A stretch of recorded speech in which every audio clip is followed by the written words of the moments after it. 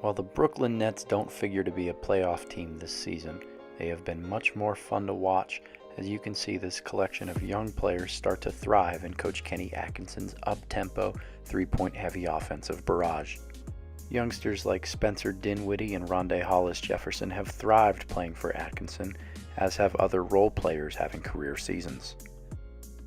A look at Brooklyn's cap situation shows that their biggest asset at the trade deadline might be the nearly $4 million in cap space they have left. If general manager Sean Marks leverages things correctly, he might be able to add another draft pick or young asset to this roster.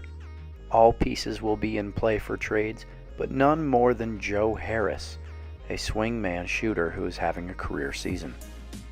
Harris will be an unrestricted free agent at the end of the year, which means the Nets have little means to keep him around if he gets better offers from elsewhere. His contract is equivalent of that of a veteran player on a minimum deal, and his production is far higher. Some team needing some three-point shooting at the trade deadline may give Brooklyn a call about Harris. If the Nets choose to try and keep Harris this summer, they will have no shortage of cap space in order to do so.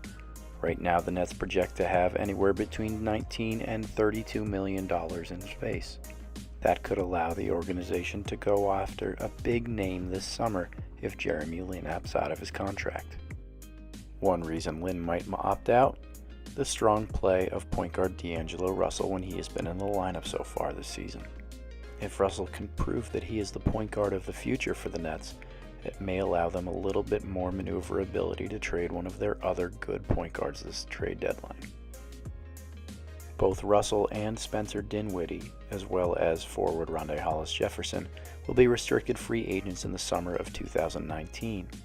Coincidentally, that is the summer in which the Nets have in excess of $67 million of cap space. The organization could decide to use that cap space elsewhere, or, more likely, defer on a decision till next season, giving their three young players a little more time to blossom and see exactly what they have in them. Regardless, this should not be an overly active trade deadline for Sean Marks and the Brooklyn Nets. Thanks for stopping in and watching another one of Coach Spin's NBA trade deadline primers here on NBA Math.